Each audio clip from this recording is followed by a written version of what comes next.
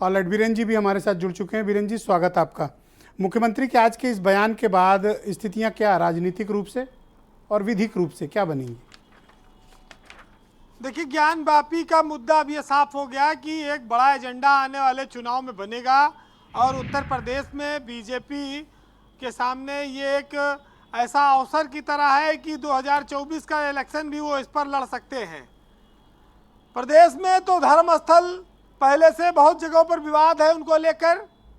राम मंदिर आंदोलन जिसको 30 साल बीजेपी ने लड़ाई लड़ी इसके दम पर, और रथ यात्राएं निकली। राम मंदिर के बाद अब ज्ञानवापी का मुद्दा गरमाया हुआ है। तो स्वाभाविक है कि अगर ज्ञानवापी पे फैसला भी नहीं होता है तो 10-20 साल ये मामला भी खींचेगा और देश की सियासत को ये प्रभावित करेगा। ब्रजेश जी, इस देश में ये संयोग भी कह लीजिए और ये कि जब मुगल आए और जो मुगल स्थापत्य हैं तमाम सारे वो हिंदू धर्म स्थलों के आसपास हैं और इसको लेकर ही कन्फ्लिक्ट है, विवाद है। और इन विवादों पर हमारे देश के तमाम सारे कानूनविद, वकील, अधिवक्ता, पार्टी के लोग उस पर चर्चा करते हैं। लेकिन अब ये तो स्वाभाविक है कि श्रृंगार गौरी का जो मामला है उस पर सरकार ने अपना रुख क्लियर कर दिया है और ये आप इसको एक चुनावी एजेंडा भी मान सकते हैं आने वाले वक्त के लिए। वैसे देखो, बीजेपी को ये सब धर्म कर्म का मामला काफ़ी सुहाता है, इस पर उनको वोट भी मिलता है और इस पर वो खुल के बोलते भी हैं। तो एक नई संजीवनी भी मिल गई, आप ये कह सकते हैं इसको।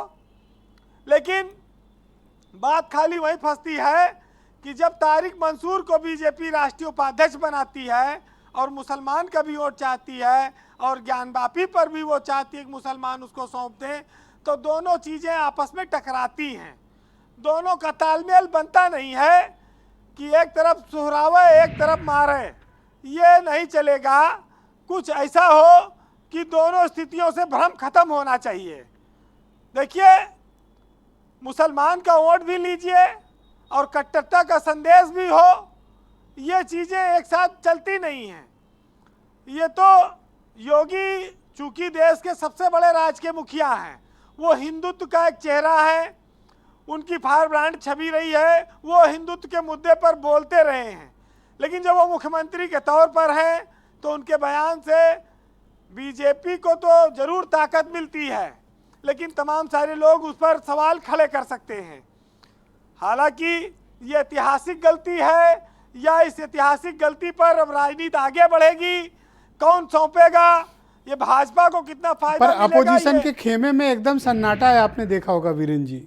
अपोजिशन एकदम मुख्यमंत्री के इस स्टेटमेंट पे टाइट लिप्ड है, कुछ भी बोलना नहीं चाहता। देखिए, ये लोग तो डर गए हैं, ये हिंदू मुस्लिम के किसी मुद्दे पर नहीं आते हैं न बोलते हैं। उनको लगता है कि इसका सीधा लाभ भाजपा को ही मिलता है और मुद्दा भी शायद इसीलिए उछलता है। लेकिन ये बात आज देश के सबसे बड़े सूबे के मुख्यमंत्री ने कही है। वो हिंदुत्व के एक बड़े नायक के तौर पर देश में पहचान रखते हैं, उनके नाम पर लाखों करोड़ों वोट हैं, बीजेपी के वो सबसे प्रभावशाली नेताओं में हैं। तो उनके बयान को तो ऐसे नहीं जाने दिया जा सकता।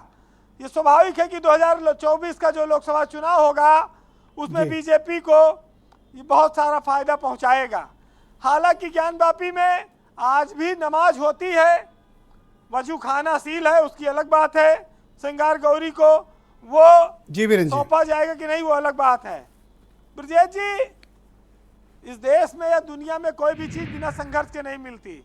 राम मंदिर के लिए भी 30 साल से 35 साल संघर्ष हुआ है और तब जो है अदालत से उनको फैसला उनके पक्ष में आया एक पार्टी के। हो सकता है ये भी मामला चले लंबा, तो जो लोग मंजिलों तक पहुंचना चाहते हैं उनको बहुत संघर्ष करना पड़ता है, लड़ना पड़ता है, हालातों से भी लड़ना पड़ता है। बहरहाल सियासत में हर चीज़ का अपना नफ़ा है, नुकसान है। सियासी लोग कुछ मुद्दे उछालते हैं, कुछ नब्ज टटोलते हैं, तो ये सब तो चुनाव है और ये आगे देखिए क्या गुल खिलाता है। बहरहाल एक साहित्यकार ने लिखा है कि मुफलिस जो अगर तन की कबा बेच रहा है, वाइज भी यानी कि पंडित जो हमारे पुजारी हैं, जो हमारे मौलाना हैं, कि मुफलिस जो अगर तन की कबा बेच रहा है, वाइज भी तो मेंबर पे दुआ बेच रहा है, और दोनों को है दरपेश सवाल अपने सिकम पेट का, जी। एक अपनी खुदी को और एक खुदा को बेच रहा है।